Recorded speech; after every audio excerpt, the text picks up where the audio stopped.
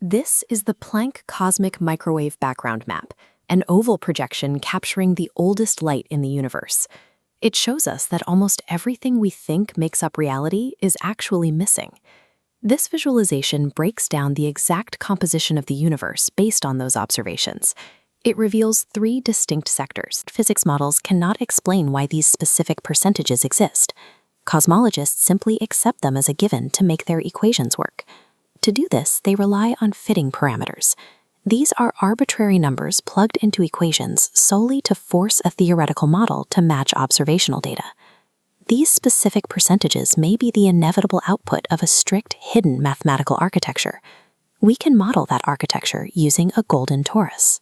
A torus is a geometric donut shape, and in this specific model, its major and minor radii are locked in the golden ratio, denoted by the Greek letter phi, which is roughly 1.618. According to the Kolmogorov-Arnold-Moser theorem, which evaluates the stability of motion in dynamical systems, this specific toroid geometry represents the most stable mathematical construction possible. We can map the universe directly to this shape through its 3 degrees of freedom. The first is rotation around the large outer circumference. This generates a gravitational weight proportional to phi squared, which correlates precisely to dark energy. The second degree of freedom is rotation around the smaller cross-section. This carries a mathematical weight of exactly 1, correlating to dark matter. The third degree of freedom is the gap. A full rotation length around the circle is pi. However, the minimum closed path requires a whole integer of 3. Tracing a path along the surface completes a loop, but falls short of its starting point by a mathematical gap of exactly pi minus 3. This mathematical gap, created by the geometry of the torus, represents the visible matter in our universe. It is the physical space where we exist. This side-by-side comparison chart shows what happens when we normalize these 3 theoretical weights. By dividing phi squared, 1, and the pi minus 3 formula by their total sum, we calculate their percentage share of the whole. The math yields 68.86%, 26.30%, and 4.83%. Now look at the opposite side of the chart, which displays the actual empirical data measured by the Planck satellite, 68.5, 26.5, and 5%. The theoretical percentages align perfectly with the empirical observations, landing well within standard deviations.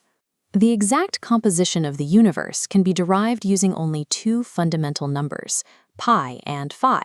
It requires 0 arbitrary fitting parameters.